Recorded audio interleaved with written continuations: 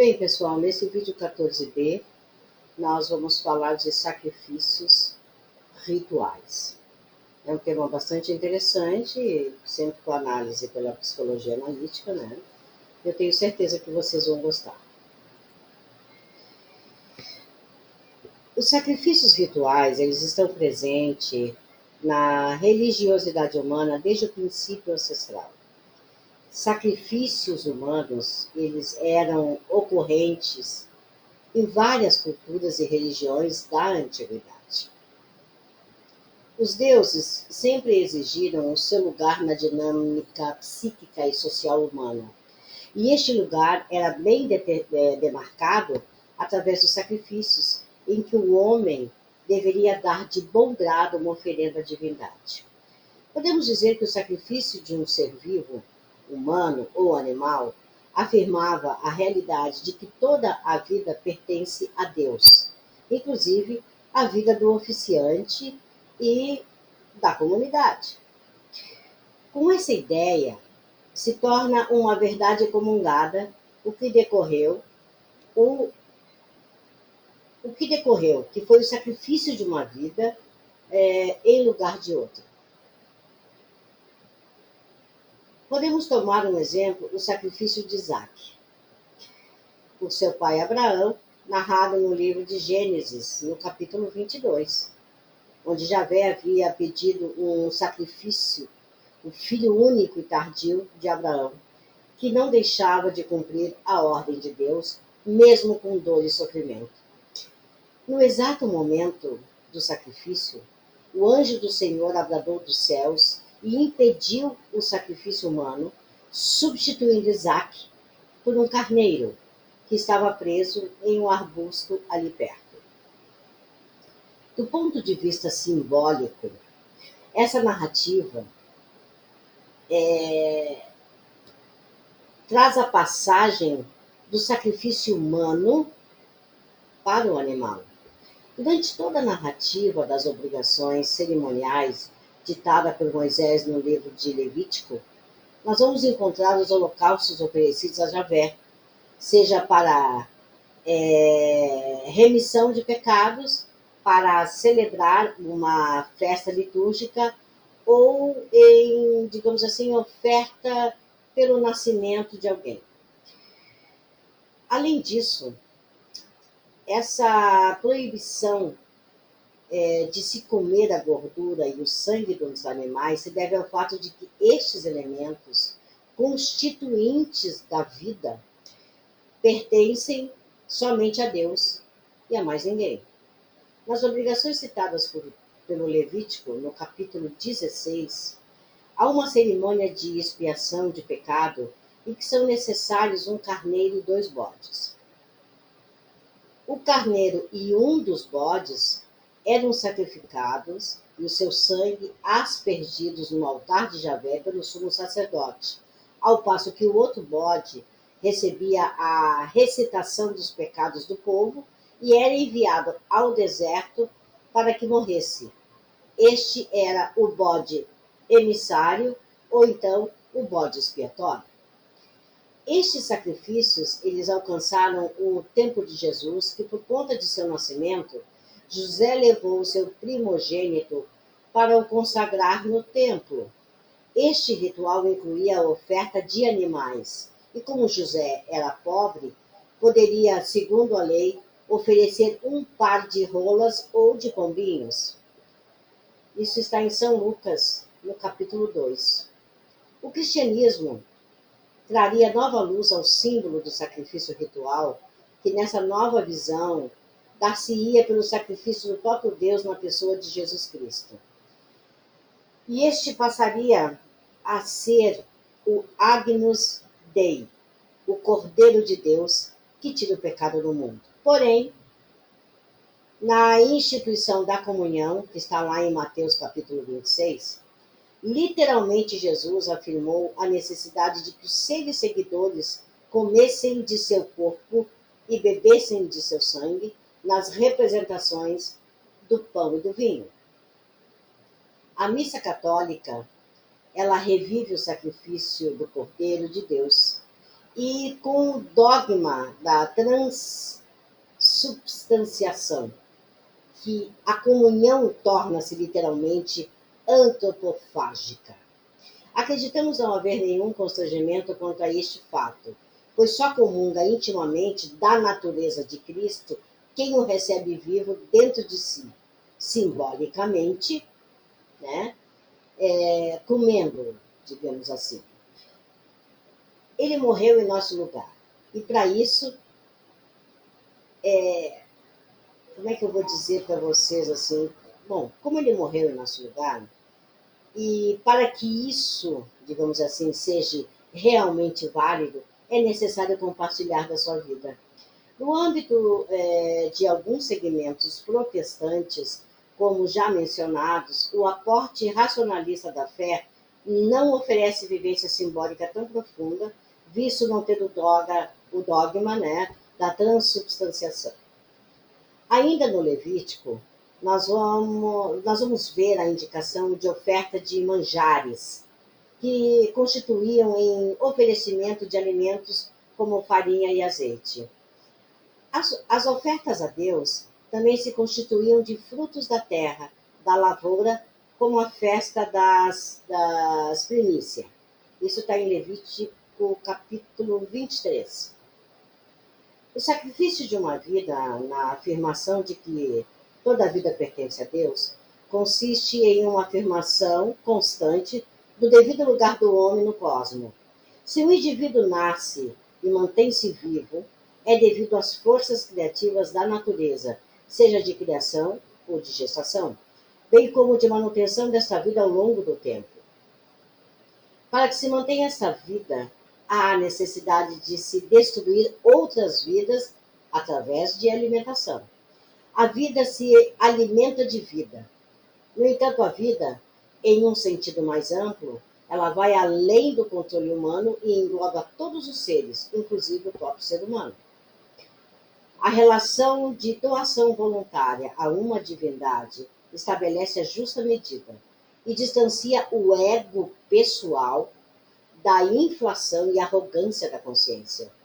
O ego caracteriza-se como um elemento muito importante na economia psíquica, porém, não é de forma alguma a totalidade desta.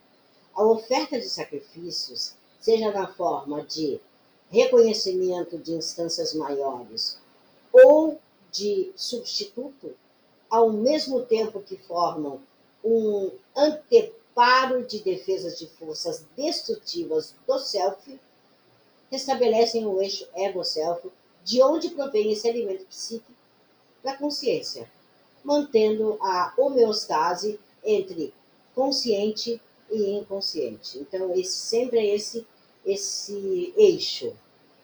O ego, o homem. Self, o Deus. Semelhante ao que foi exposto a respeito dos ritos judaico-cristão, referente aos sacrifícios, no culto aos orixás, as oferendas têm papel primordial, sejam de animais como de alimentos preparados. Algumas vezes, vemos na mídia referências a sacrifícios humanos praticados por estes ou aqueles macumbeiros. Podemos afirmar que este ato são motivados por personas psicopáticas, que dão ensejo à manifestação ou a manifestações, digamos assim, patológicas da sombra. E estes sacrifícios não encontram respaldo nem na tradição dos orixás e nem na vivência religiosa criativa. Os animais sacrificados aos orixás, semelhantemente aos sacrifícios mencionados lá no Velho Testamento, eles seguem uma prescrição específica. No geral, o sangue e os miúdos, além das pontas do corpo do animal, patas, cabeça, pertence ao orixá. Ao passo que o restante da carne, que é a carne nobre, deve ser preparado normalmente e servido aos participantes. Ao orixá, como a Javé, só interessa a essência da vida. Assim também os alimentos.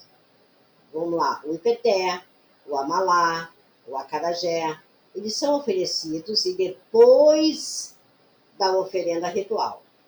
Então, essas comidas, ipeté, amalá, acarajé, eles são oferecidos depois da oferenda ritual. E muitos são comidos pelos participantes. Outros voltam à natureza na forma do conhecido despacho.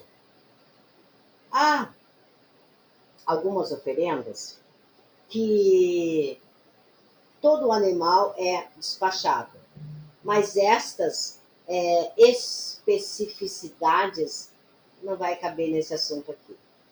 Para a sequência de atividades de uma casa de axé, existe um calendário litúrgico, no qual há uma data específica para que se comemore os orixás. Por exemplo, Olubagé é a festa de Omulu, ou a festa de Chapanã, ou a festa de Sapatá.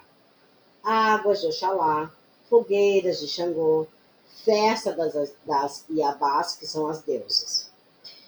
Essas festas são públicas e bastante concorridas e, no entanto, o público presente, né, fazer uma redundância aqui, o público presente presencia uma parte da festa que teve início horas, né, ou até dias antes, com os sacrifícios e preparativos dos rituais. O lugar desta festa é chamado de barracão e é onde ocorre o xirê dos orixás. Esse barracão é um espaço com delimitação rígida de lugares para assistência, para os instrumentos musicais, a cadeira do pai ou da mãe de santo responsável pela casa, uma porta de entrada para o público e outra para os iniciados da casa. Todo ritual tem início com o padê de Exu, que é oferecido para que este orixá faça a comunicação entre os dois mundos, Aiê e Orum, céu e terra. E proporcione uma festa sem contratempos ou interferências inconvenientes. Estes aspectos de Exu veremos mais adiante. Formam-se uma fila, precedida pelo oficiante da casa e pelos mais velhos, até os mais novos. Então, tem aquela fila que vem de cima para baixo, obedecendo-se à hierarquia. Essa fila entra no barracão ao som dos atabaques e forma um círculo em volta do ponto central do barracão, onde estão enterrados objetos e rituais. A partir dessa formação, a roda girará sempre em sentido anti-horário. Os participantes da roda dançarão com passos diferentes para cada toque ou orixá, sempre nesse sentido, anti-horário. É interessante notar a presença da forma circular na dança sagrada. Um círculo de movimento em torno de um ponto central de fundamento e de poder dessa casa. Então, Marie von Franz afirma que, abre aspas, entre as representações mitológicas do self, quase sempre encontramos imagem dos quatro cantos do mundo e muitas vezes do grande homem representado no centro de um círculo dividido em quatro. Fecha aspas. Outra referência que a autora faz quanto à prática Navajo, que essa prática Navajo, ela restabelece a saúde e a harmonia com o cosmos de alguém que está doente, fazendo sentar-se em uma mandala construída na areia. Outro aspecto importante, uma vez que esta mandala dos orixás não é contemplativo, como os mandalas hindus ou budistas, é a estrutura sinestésica dessas mandalas. Deste mandala, né? Porque mandala é masculino. Isso se dá fundamentalmente com a essência do movimento, uma vez que este é feito em sentido anti-horário, fazendo referência à descida do inconsciente. A questão deste anti-horário nessas rodas vem falar disso, a descida ao inconsciente. É um movimento regressivo das figuras psíquicas, favorecendo o abaixamento do nível da consciência para que se processe o contato com as forças profundas do inconsciente. No entanto, a coesão do círculo de dança oferece um anteparo simbólico para a contenção das manifestações neste estado. Toda manifestação ocorre na roda ou no seu interior. E quando um filho de santo incorporado sai do círculo, este se abre e o orixá presente neste filho é acompanhado por alguém da hierarquia da casa todo o tempo em que dança fora ou dentro da roda. O xirê, propriamente dito, é a saudação dos vários orixás cultuados nessa casa. Em sequência, ele tem um início com a saudação a Exu, que tem a dupla função de ser mediador e mensageiro entre o mundo humano e os orixás, bem como de evitar desarmonia na festa, tanto de sua parte como de parte de outros. Então, esse inusitado aspecto perigoso, sombrio e desagregadores, né? E a sua saudação é Laroyer. Há uma certa variação de nação para a nação, de vertente para vertente, né? Ou de casas de axé, na sequência em que os orixás são louvados. Porém,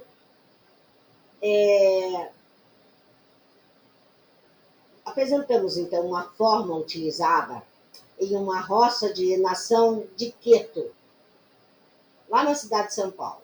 Então vamos ver assim. Seguindo-se a Exu, é saudado Ogum, na qualidade de guerreiro e desbravador de caminhos e por laços de amizade. Então, a sua saudação é Ogunhê. Segue-se a saudação a Oxóssi, o caçador atento e certeiro, irmão mítico de Ogum. Então, a sua saudação é Oquearo. Em seguida, vem o orixá das folhas, Ossanho ou Ossanha, que tem uma ligação direta com o orixá da caça.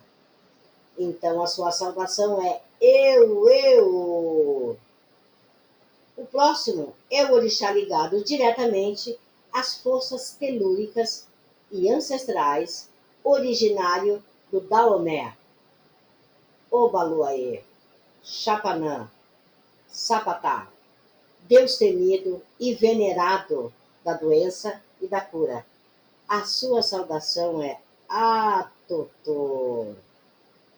Segue-se o irmão mítico, Oxumaré, a serpente, o arco-íris, representante do eterno movimento, responsável por levar a água da terra ao castelo de Xangô.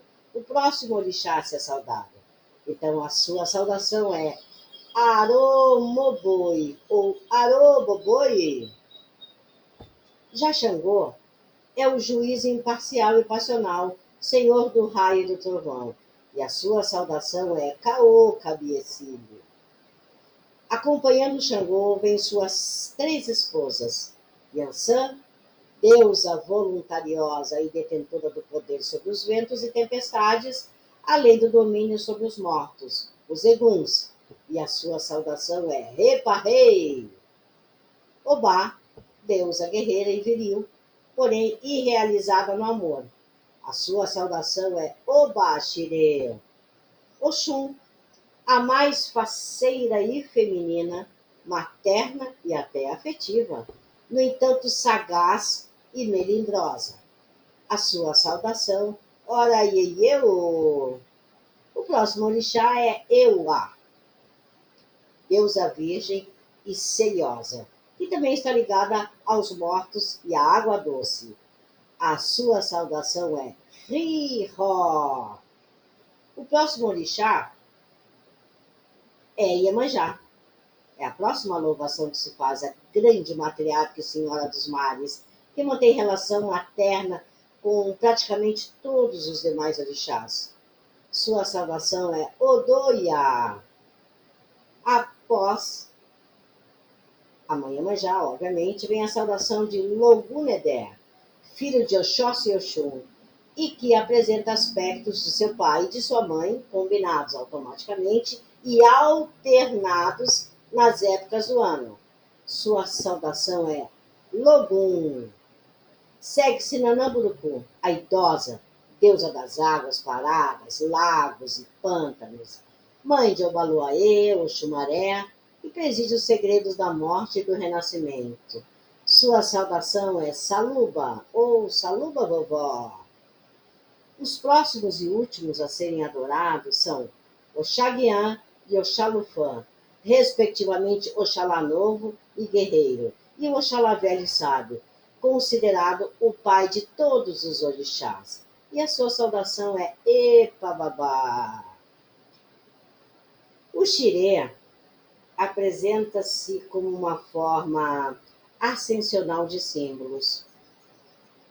Embora na religião dos orixás não haja uma hierarquia dos orixás, pois cada um é responsável por uma área de atuação e todos têm o mesmo status, a não ser uma deferência e carinho especial a Oxalá, o grande pai. O xirê mostra esse caminho. Partindo-se do primeiro contato com o mundo dos orixás, via a intermediação de Exu, e passando por vários aspectos da experiência humana e divina, chega-se à figura da velha sábia e do velho sábio. Então vai ser Nanã e Oxalá que encerram o xirê. Em termos psicológicos, vemos de forma analógica a transformação da energia psíquica em seus vários estágios e níveis de atividades em direção ao centro, a figura de Oxalá como o velho sábio, e o filho mítico direto de Olorum, o Deus criador e incognoscível. Podemos supor que a forma como esta figura,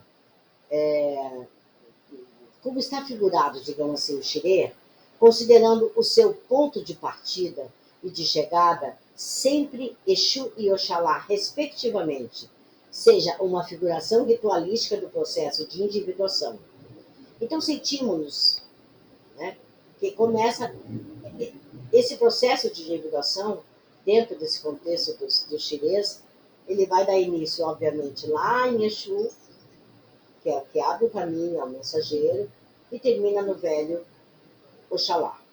Então sentimos-nos muito à vontade de supor tal afirmação, visto que este processo de encontro, Exu e Oxalá, e realização da própria alma não é privilégio da psicologia e nem da psicologia analítica que lhe deu o nome de processo de individuação, mas as antigas correntes filosóficas e religiosas já o conheciam há muito, e os seus exercícios e ritos religiosos estavam calcados nesta viagem mítica, mítica ao encontro de si mesmo.